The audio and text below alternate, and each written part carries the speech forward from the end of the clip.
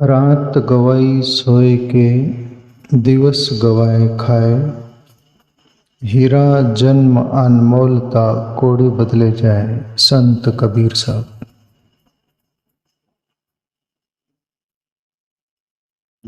प्यारे मित्रों, जीवन का एक चलते रहती है ऐसी व्यवस्था जो है प्राकृतिक, पर उसमें से भी बाहर आकर आत्मचिंतन करना ये बहुत बड़ी बात है। जीवन मिला है तो ये कर्मशः चलता रहता है। भूख लगी तो खाना खा लेना, नींद आई तो सो जाना, चलने फिरने की इच्छा हो वो, कर्म करना हो वो, हर बात कुछ जो ये प्रकृति की व्यवस्था है अपने आप होती है, उसको करना नहीं पड़ता। परमात्मा की रचना ऐसी है ना, उसको करना नहीं पड़ता, वो अपने आप होती है। ऐसी परमात्मा की रचना है, वो ऐसा कंप्यूटर है, ऑलरेडी अंदर सब सेटिंग कर दिया गया है, तुमको याद करना नहीं पड़ता। ऐसे स्विच है, अपने आप चलते हो स्वचालित। अब जैसे आपको आँख खोलनी है तो आप खोल दोगे, बटन दबाना नहीं पड़ेगा, किसको पूछना नहीं पड़ेगा। हर कोई क्रिया, आपको शौचालय जाना हो तो ऑटोमेटिक अंदर से होता है कि जाए, टॉयलेट जाना हो तो वो सब, हर कोई प्रक्रिया जो है ऑलरेडी ऑटोमेटिक चलती है। पर कबीर साहब बोलते वहां तक जीवन सीमित नहीं है। जैसे उदाहरण अपन देते रहते कि पानी है, उसका जन्मजात स्वभाव ठंडा है, पर उसकी प्रक्रिया गर्म करो तो बाष्पीभूत होती है और ऊर्ध्वगामी होती है वो भाप ऊपर। पर कुछ करना पड़ता है, प्राकृतिक जो व्यवस्था है वो तो ठंडा है। ऐसे ही जीवन की हर प्रक्रिया अपने आप चल रही है, वो कोई बड़ी बात नहीं तुम्हारे अपने लिए। पर कबीर बोल रही कि उसमें से प्लस तुम कर सकते हो जो हमने किया है, और वो होता है।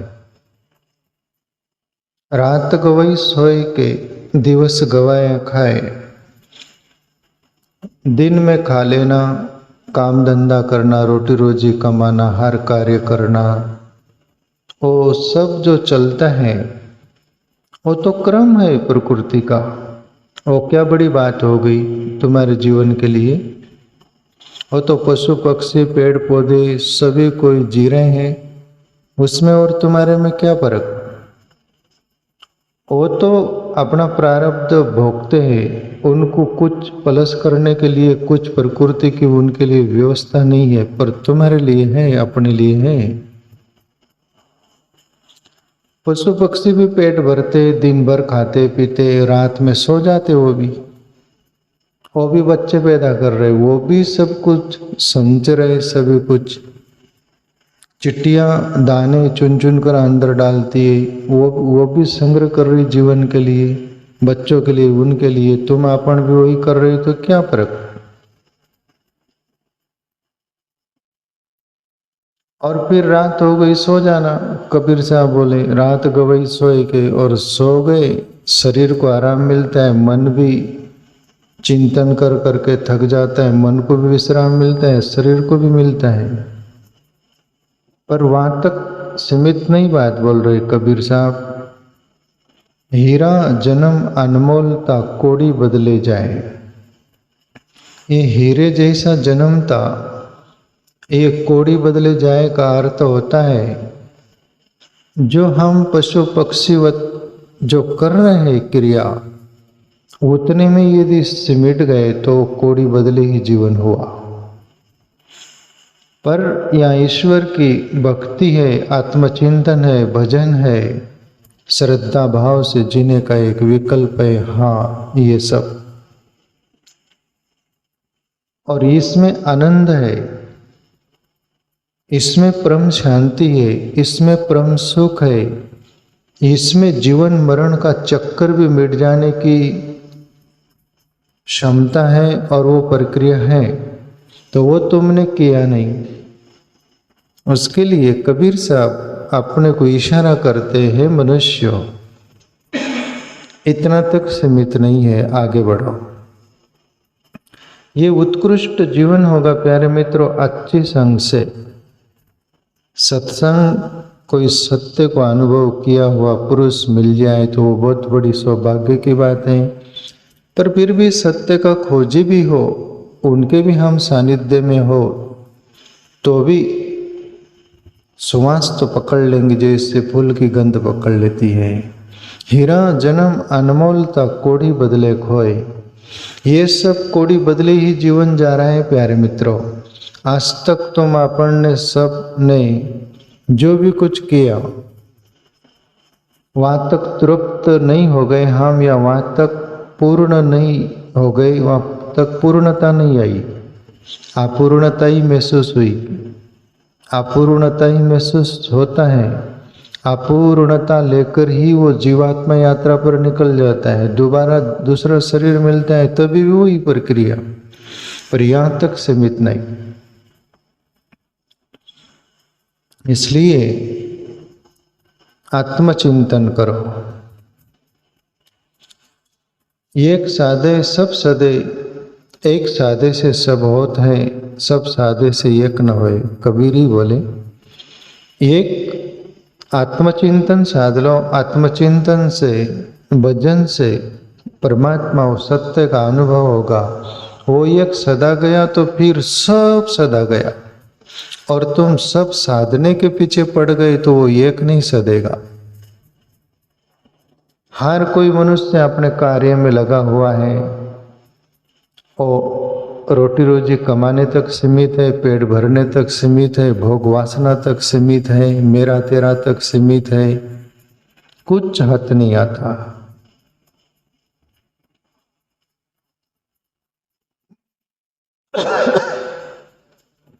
माटी कहे कुंभार से तू क्यों रोंदे मोए, एक दिन ऐसा आएगा मैं रोंदूंगी तोए। यह सभी के दिन आते हैं। उदाहरण संत कबीर साहब देते हैं कुंभार का। कुंभार मिट्टी को पैर के नीचे रोंदता है, वो सब गारा बनाता है, तब मिट्टी उससे बोलती है क्या तेरा दिन है, तू रोंद ले, पर एक दिन वो आएगा ना, मैं रोंदूंगी तोए। तुझे गड़ा दिया जाता है तो मिट्टी में ही ऊपर से मिट्टी डाली जाती है, तब वो रोंदना ही हुआ। जला दिया गया, जल कर राख हो गई तो भी वो मिट्टी में ही रोंदा जाती है। उसके लिए कबीर साहब इशारा कर रहे हैं। मिट्टी के भी दिन आते हैं ऐसा, तो तुम्हारा अपना जो जीवन है उसमें जो भी कुछ मिला है, ये जिंदगी मिली है, तुम कोई भी ढंग से जीवन जी सकते हो। आतताई बनकर भी, आतंकवादी बनकर भी, दूसरों को सताने दुकाने के लिए भी, हर कोई बात के लिए तुम कैसे भी जी सकते हो। तुमको जीवन मिला है ये, पर ये जीवन मिला है, तुम्हारी चलती है, तुम्हें सांस मिली है, वो परमात्मा भी तुम्हारा जीवन छीनता नहीं, दुनिया भी नहीं, प्रकृति भी नहीं। तुम्हें जितनी श्वास गिनकर मिली है उतना में तुम कुछ भी कर लो, फिर पाप कर लो कि पुण्य कर लो कि भक्ति कर लो कि लोगों को सता लो, दुखा लो, अन्याय कर लो, कुछ भी कर लो ना। कोई कुछ बोलता है क्या? यहाँ कुछ नहीं। रावण को भी जिंदगी मिली थी, रावण ने कम किया, कोई बोला, किसका सुना, किसकी चली, उसकी चली। फिर निष्पत्ति क्या हुआ? आज रावण की बात चलती है तो क्या अन्याय किया आदमी ने, ऐसा चर्चा चलती ना। तो जिंदगी में आपने को जीवन मिला है, तुमको क्या करना है, वैसे भी जीवन जा रहा है, काल चक्र चल रहा है, धीरे धीरे जीवन मृत्यु की तरफ सरक रहा है। गति कर रहा है और एक दिन फुल मृत्यु आएंगी और तुम अलविदा हो जाओगे। तुमको जला दिया जाएगा या गड़ा दिया जाएगा, बन गई चांदी डाल गड्ढे में। ये तुम्हारे अपने साथ होगा या टल सकते हैं? तो फिर ये जो हम मान रहे जगत का सभी वास्तविक नहीं है, वास्तविक परमात्मा आत्म तत्व है, वहीं पूर्णता है, तृप्ति है। इसलिए एक दिन ऐसा आएगा मैं रोंदूंगी तोय। प्यारे मित्रों, एक दिन हमारा भी ऐसा आता है, जीवन मृत्यु छीन लेती है, वो भी हमारा जीवन को रोंदना ही है। इस शरीर में से जीवात्मा अलग कर देती है मृत्यु। तो मौत आ जाए उसके पहले अमर तत्व है जहाँ मर नहीं है। प्यारे मित्र, उसका अनुभव तो बहुत बड़ी बात है, पर आप क्यू में तो खड़े रह जाओ, लाइन में तो खड़े रह जाओ, और जब होगा तब होगा, पर लाइन में तो खड़े रह जाओ।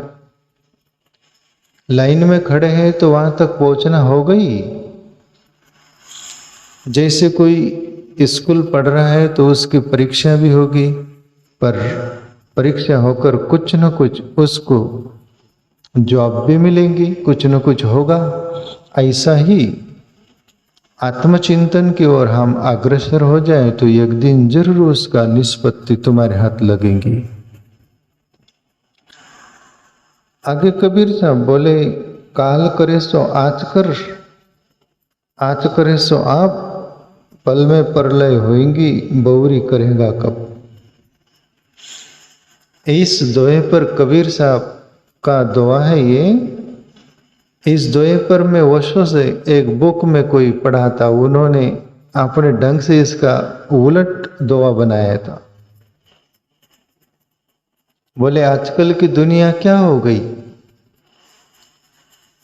काल करे आज करे सो काल कर, काल करे सो परसु, इतना भी क्या करता अभी जीना है बरसु। वो सो आज करे सो काल कर, बोले आज क्या करता है कल करना, कल करे सो परसु, पर कल क्या करता है परसु करना। इतना भी जल्दी क्या करता है अभी जीना है बरसु, बोले बरसों जीना है तेरे को, इतना जल्दी क्या। आज का मानव ये हो गया। पर कबीर साहब तो तुम्हारी जड़ता और मूर्ता देखकर ही वाहर किए, तुम्हें सूझबूझ आ जाए, समझ में आ जाए। पर हम इतने जल्लाद जैसे है ना, अपने ढंग से उसका अर्थ निकाल लेते। जो कल पर टालेगा, कल कभी आता नहीं, अभी आता है। भूतकाल भी वर्तमान ही रहता है, भूतकाल यानी भविष्यकाल भी वर्तमान ही रहते हैं, दोनों इधर उधर वो सरकते हैं। जो वर्तमान को साध लिया, जस्ट हियर एंड नाउ, अभी और यही जो है वो, तो तुम्हारा भूतकाल भी भविष्यकाल भी सज जाएगा। तो कबीर साहब बोल रहे, काल करे सो आज कर।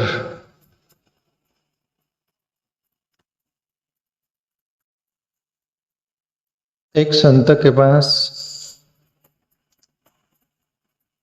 रविशंकर बाबा हुए ना, है अभी भी है। उनके मुंह से मैं कहीं पहले 15 साल पहले सुना होगा मेरे ख्याल से। कहीं सत्संग कर रहे थे वो, तो जिक्र किए थे वो, आर्ट ऑफ लिविंग के संस्थापक श्री श्री रविशंकर बाबा। वो जिक्र किए थे कि वो विदेश में कहीं थे, तो रात के कई 11 कि ऐसा कुछ बज रहे थे, 12 ऐसा कुछ समय था, वो बता रहे थे। बोले वहां पर एक स्त्री मुझे मिलना चाहती थी। अब उनके लोग होंगे, वो उन लोगों से बोले कि मुझे बाबा जी से अभी ही मिलना है। तो मैं बोला इतनी रात क्यों मिलना चाहते मेरे से, क्या ऐसा, मैं पूछा। बोले मेरे जो लोग थे उनको नहीं, बोले वो मिलना चाहती है। आखिर वो संत है, तो वो बोले ठीक है लिवा लाओ लाओ। तब रविशंकर बाबा बोले कि इतनी रात भी मिलने की जरूरत क्या थी, कल मिल लेना था। नहीं बोले, मन धोखा दे देगा। बोले मैं दान करना चाहती हूँ $100। आप अच्छे कार्य कर रहे हैं, आपकी संस्था को मैं $100 दान करना चाहती हूँ। ऐसा करीब मेरा ख्याल है $100 ऐसा कुछ ही बोले थे। कितना डॉलर पक्का नहीं मालूम, पर $100 के आसपास ऐसा कुछ तो भी सुना था मैं। तब वो बोले कि कल करना चाहिए ना, कल आकर बोलना चाहिए।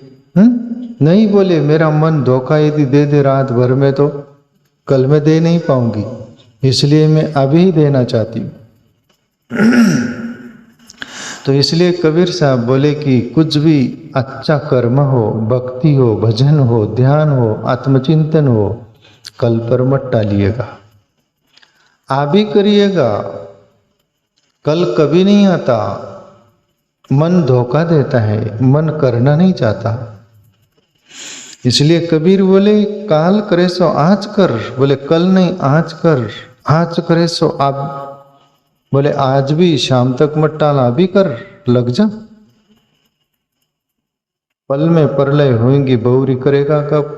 ये पल में प्रलय हो सकता है, पृथ्वी नीचे ऊपर हो सकती, भूकंप आ सकता है, कुछ भी हो सकता है, तेरी शरीर छीना जा सकता है, मृत्यु हो जा सकती है, तो फिर करेगा कब। ऐसा जन्म जन्म से तू सोचते आया मन बावला, कल करेंगे कल करेंगे, कल कभी आया नहीं। और तेरे जन्म कितने हो गए, कितने शरीर बदला, उसकी तुझे मालूम नहीं, कल पर तू टालते रहा। तो ऐसे कल पर टालने वालों के लिए संत कबीर साहब मार्गदर्शन करते प्यारे मित्रों। और जिसके समझ में आ जाएगा उसकी जिंदगी सवर जाएंगी, जिसको नहीं समझ में आएगा और समझ में आकर भी नजरअंदाज करेगा उसकी जिंदगी बिगड़ जाएगी। एक दुआ और ले लें। आए हैं सो जाएंगे राजा रंक फकीर, एक सिंहासन चढ़ चले एक बंधे जंजीर। कबीर साहब बोल रहे, वैसे तो अपन सबका अनुभव है, जो भी यहाँ मृत्यु लोक है, इस पृथ्वी पर आता है, जिसका जन्म है उसकी मृत्यु सुनिश्चित है। वैसे शास्त्रों में ऋषि मुनियों ने सभी ने बोला और हकीकत भी है।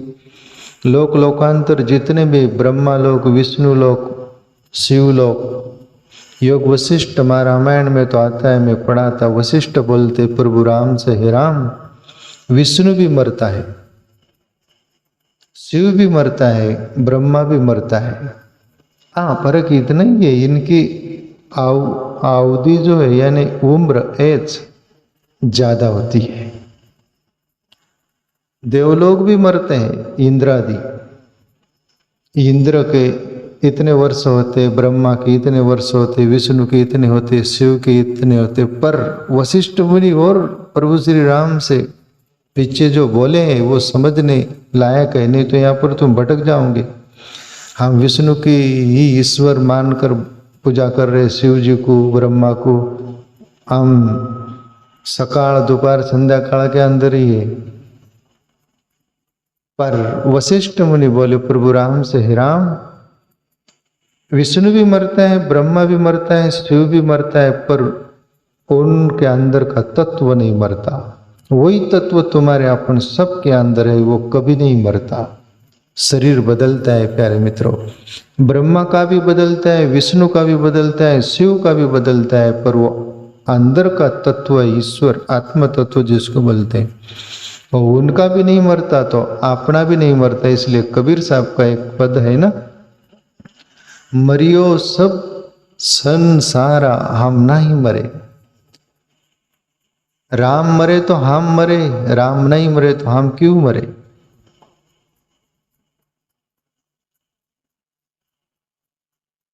बोले सब मर जाए पर हम नहीं मरते, क्यों। हमारा राम मरे तो हम भी मरे, पर वो मरता नहीं तो हम क्यों मरे। तो वही तुम्हारे अपने अंदर तत्व है। आए हैं सो जाएंगे राजा रंक फकीर, एक सिंहासन चढ़ चले एक बंधे जंजीर। गरीब जंजीर बंधे जाता है, अमीर सोने के सिंहासन पर जाएगा मरघट में। पर सोने का वो हो, सिंहासन की जंजीर हो, कुछ भी हो, उस पर मृत्यु हुई हुई बॉडी पड़ी है, शरीर पड़ा है, वो भेद नहीं है वहाँ। तो प्यारे मित्रों, एक दिन अपना भी शरीर अलविदा होना है। वो होए उसके पहले थोड़ी सूझबूझ आ गई तो हरि भज लो, वही अपना काम का है। बाकी यहाँ सब यहाँ मिला था यहीं छूट जाएगा। हम अकेले आए थे, अकेले ही है, अभी भी अकेले ही जाएंगे यात्रा पर। तो ये ख्याल में आ जाए तो हरि भजन, ध्यान, आत्मचिंतन में अपन सब लग जाओ।